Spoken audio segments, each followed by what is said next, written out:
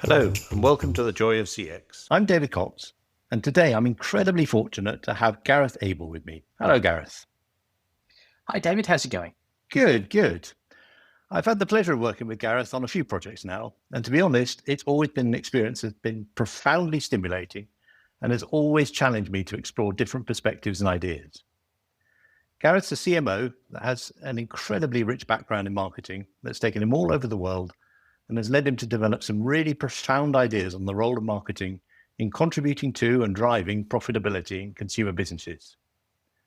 So Gareth, before we get into a conversation about how marketing and CX can come together to turbocharge success, maybe you'd like to fill in the gaps a bit on your background and your personal path to becoming a marketing guru.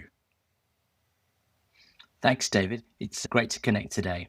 So as you mentioned, I'm an experienced CMO and I've had the opportunity to live and work all over the world. I have a particular approach whereby I am looking to use marketing as a powerful lever to drive sustainable profit growth. And I do that in the technology sector, telecoms, consumer electronics, and digital services. So my focus is really about, first of all, how can you use marketing in order to identify where is there a profitable opportunity for your business to go after? And so you do that using the segment map and then identifying what profitable segments want from your business or from the sector that you're operating in. Once I've done that, I'm very clear in terms of defining the strategy. So the strategy there is identifying very clearly who am I going to target and who am I not going to target? Then what is the positioning? What do I want those target customers to understand about my brand, my product, my business? Once you've defined those two key things, the segments and the positioning, then everything else that you do from a tactical execution point of view should be focused on landing those points. This makes marketing much more effective because you are not wasting any of your activity and you're being crystal clear in terms of the objectives that you're trying to hit. Combined with the latest in marketing science, which enables you to really understand what works in any given situation, you can use marketing to be so much more powerful at driving sustainable profit growth and therefore valuation for any business. That's fantastic, Gareth. I think you've picked up on so many of the themes that we've been talking about over the last few episodes of this podcast.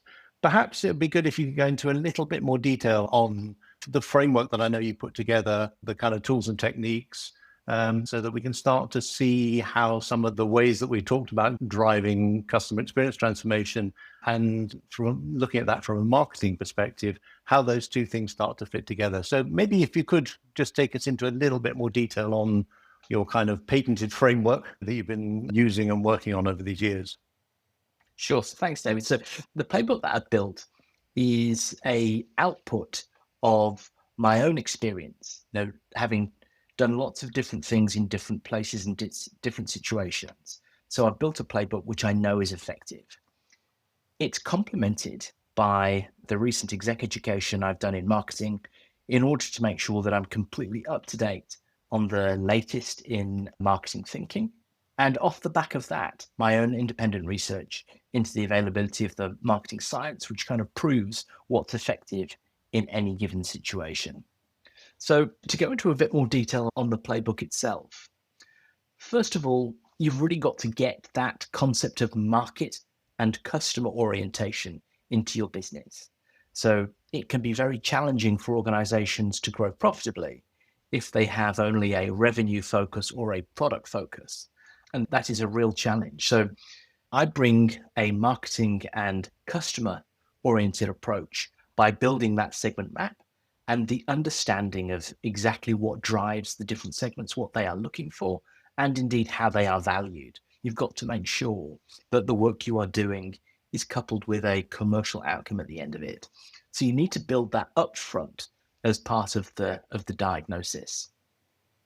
Once you're clear in terms of the understanding of the market landscape itself, then you need to get involved in sort of making your choices. Okay, so once you've decided you're clear on the map of the market and the category entry points for the profitable segments, you then say, okay, so who am I going to choose? Who am I going to target? So here I tend to be quite strict by being very clear on, this is the group we will target, and then this is the group we will not target. I find it very, very important to be super intentional about what you're going after. And this clarity of focus is critical to ensure that none of your activity is wasted. Really important. The next step is to build your brand positioning. And here we use the 3C model. So what do your customers want from the category entry points? What can your company deliver? And thirdly, what can your competition not do or would find very difficult to do? Your goal now is to make sure that this brand positioning can be landed in the mind of your target audience. That's critical. So now that we have developed that approach, all of our tactical execution, the activity that we run, is vitally important. So you have to make sure that your goal is to land that positioning in a way whereby you are harvesting the 5% of customers, be they consumers or businesses, who are in the market right now, and simultaneously that you come to mind with the 95% of the market, which is going to buy in the future. And this is where the importance of building a brand is really important. So this idea of how do I come to mind at the moment of making a decision to make a purchase is really the purpose of driving this 95%. And that's why you need to do the sell now and build memory structures for the future is the critical part of your tactical execution. So when I think about how do marketing and customer experience come together, so for me, the real core here is that when done really well, you use marketing and customer experience to build not just a good business, but a great business, a business which will identify the area that it's going to work in. It will build a strong, high-performing product combined with an excellent experience of engaging with the product and with the business itself to sustain over the very long term. Great businesses don't get distracted by the latest in technology or the latest move adjacent to them. They have their radar switched on, but they focus on driving sustainable delivery, which results in continuous profitable performance. And I believe that marketing and customer experience are two critical components for the business in order to make this happen. That's fantastic. And I think just listening to that, there are so many parallels between what you've been talking about there and what we've been talking about over the episodes in this podcast. Just to pick up on a couple of those points, I think the first thing that you talked about was making sure that you have absolutely clear who your target audience is, the segments that you're going after, and as you said, the segments that you're not going after. And, it is absolutely critical to have a clear vision of who your target customers are in order to really tune the experience to what matters to those customers. So again, talking absolutely the same language. And I think the other key point, obviously, is about this idea of understanding what you stand for and how you differentiate yourself from your competition and holding that line. As you rightly point out, the path to greatness is to hold the line, is to hold the vision of what you stand for and to drive towards that day in, day out. I think one of the things I'd just like to explore here is that the expression of what you stand for is embodied both in what you do, the customer journey, the day-to-day operations, how people feel when they interact at a kind of operational level, but also, and really importantly, how you communicate, how you express yourself as a brand, and how that can be used to really drive the understanding of what differentiates the business from its competition. And I think that's the third point that you were talking about there is what pulls that together. So, from a marketing perspective, how you embody what you stand for in terms of the way that you communicate and how that translates into the way that your products are designed and so on, I think is a point where that synergy between what we're trying to do from a day-to-day operational perspective, as well as what we're trying to do from a brand and a positioning point of view, how those two things can really come together so that there's this absolute consistency across every aspect of an interaction with the business, be it from a communication point of view, as well as from an operational point of view. Am I getting that right? Am I understanding that correctly from what you've been saying? Yes, that's right. I mean, I think the critical thing here, first of all, is that the leadership team of the business, not just the board, not just the key executives, but probably, most of the senior leadership team really needs to understand the long journey that we are on. And it's not about business performance this week, this month, this quarter.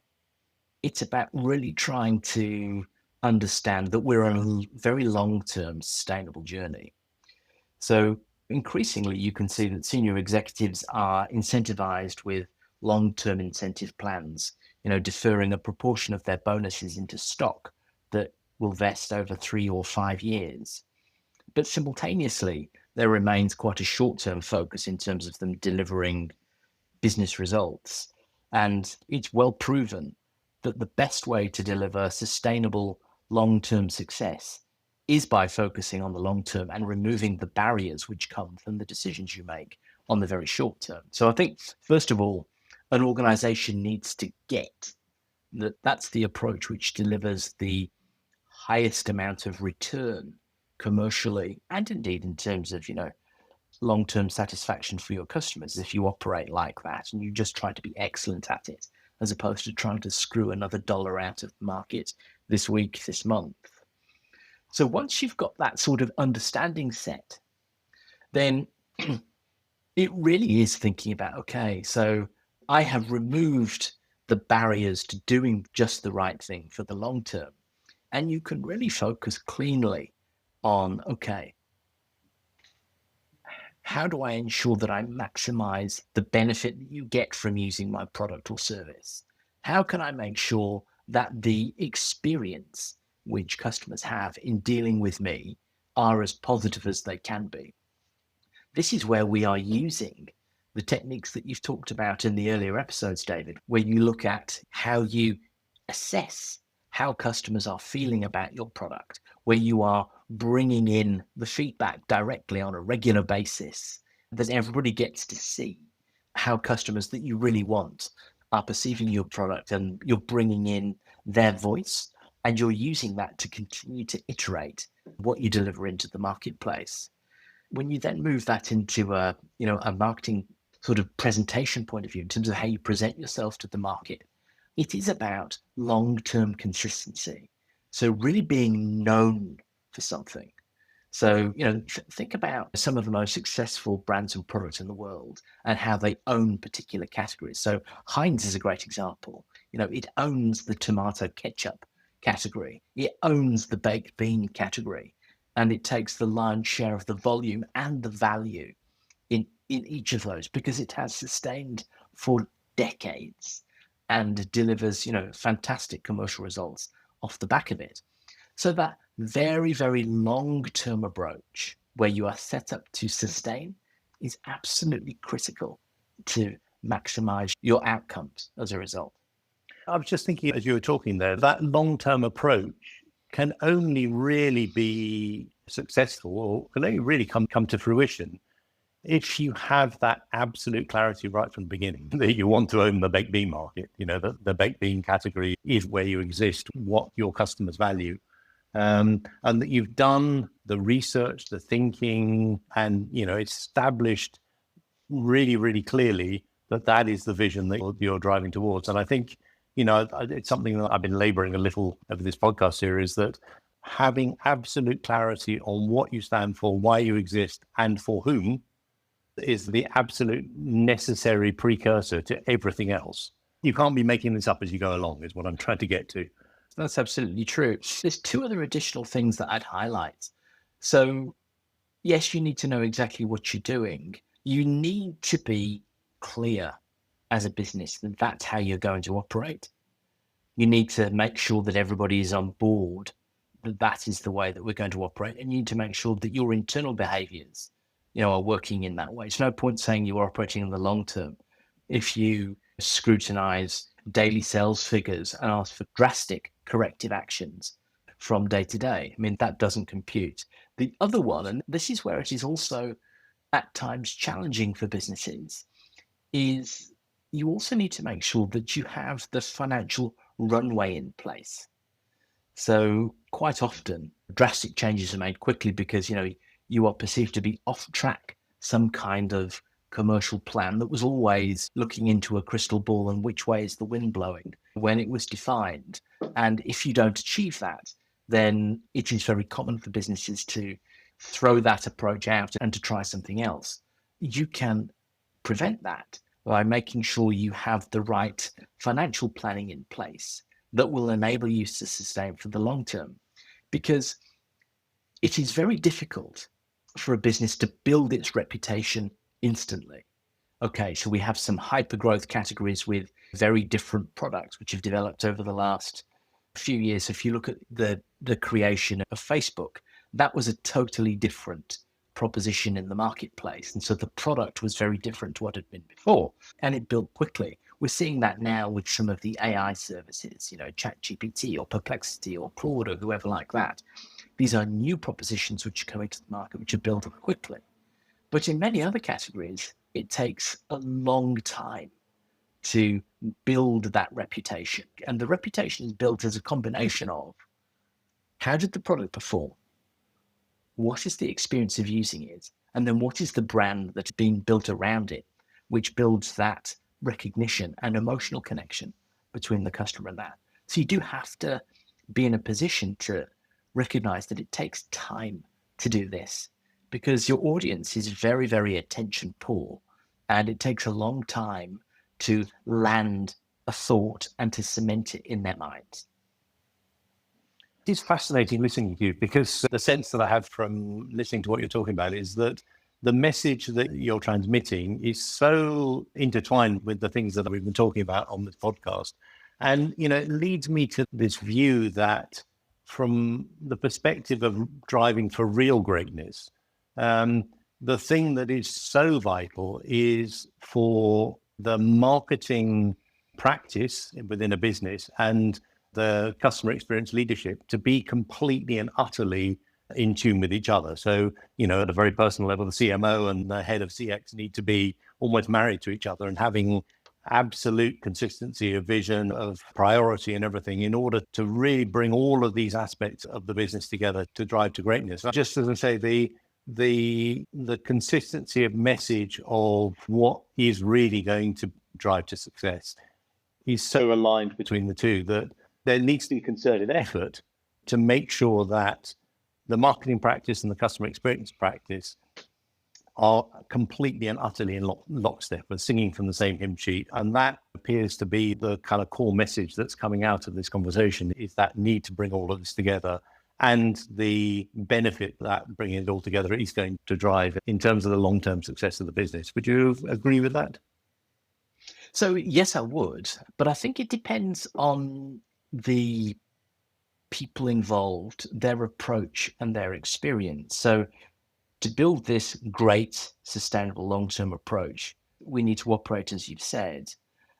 In order for a marketer to be doing this, they need to really get what it takes in order to build and sustain over the long term, and to align their own activities with the other functions of the business, like customer experience, which deliver that. So I think that works well. You don't always find that with marketeers. You don't always find that with marketing in different types of organizations.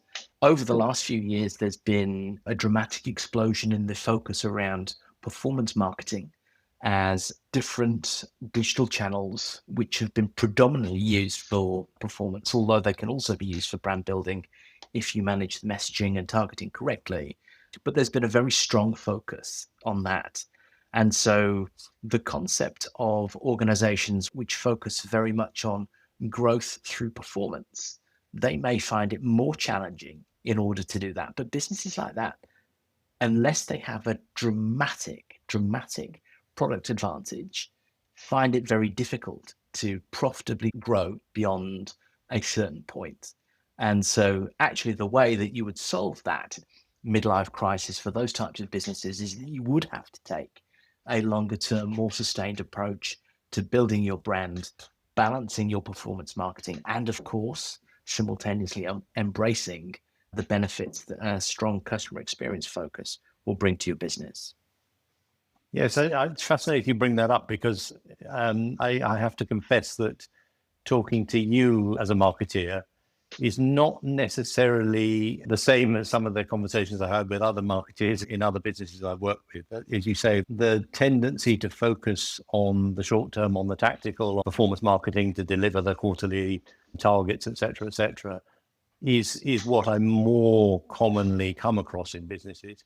And the sort of conversation that we're having here is less common. And I think that is a fundamental message that's coming out of this is the need to take a step beyond or behind or underneath the short-term tactical and to ensure that your marketing function is really, really thinking about that long-term vision, the key pillars that need to be in place in order to drive the business forward.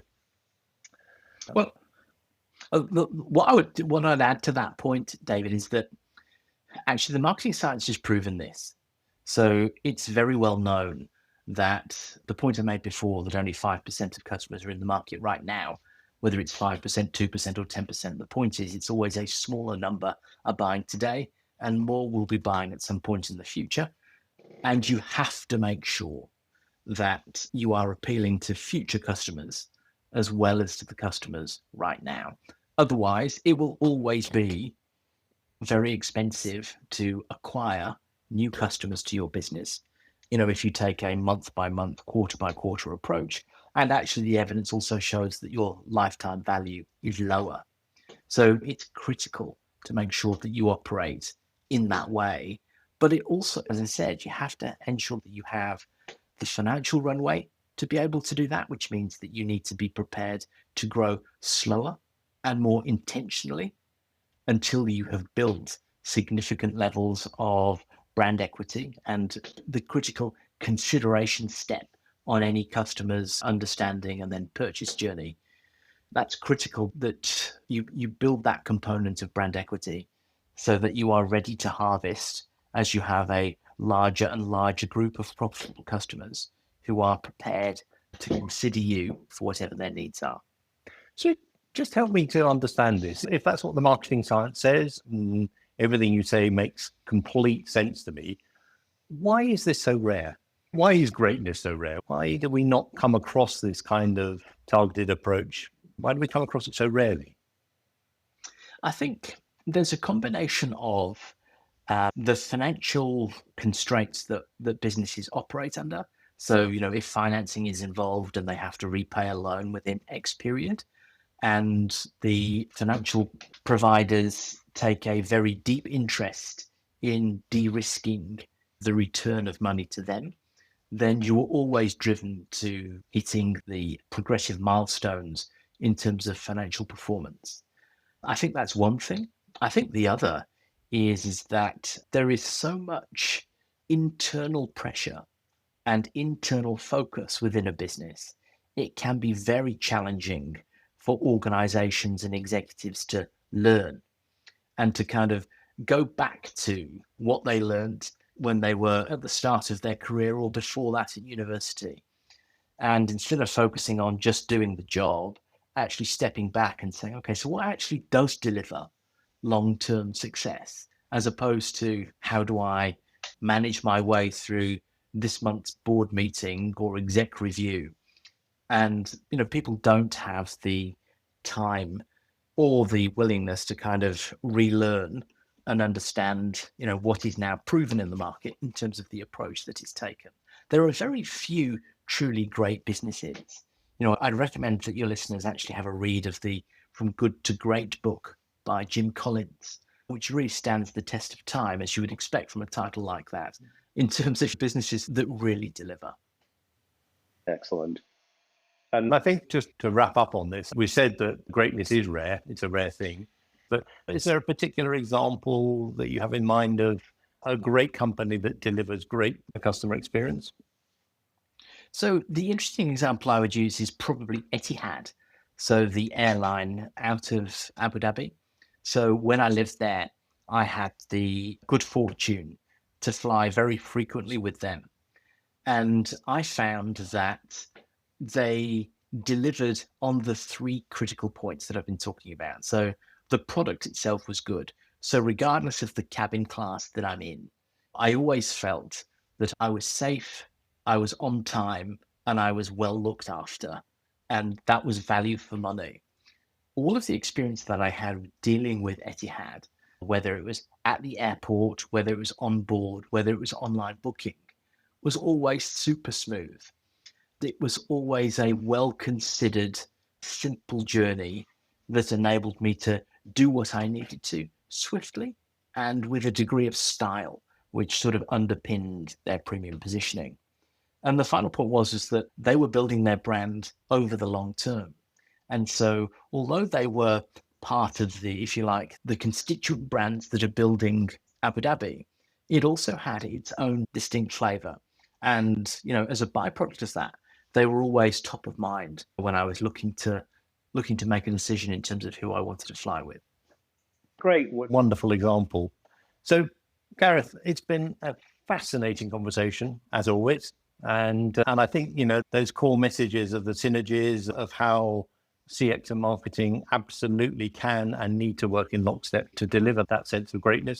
That's come across loud and clear. And thank you very, very much for your time. And that's it. Goodbye. Great. Thanks, David.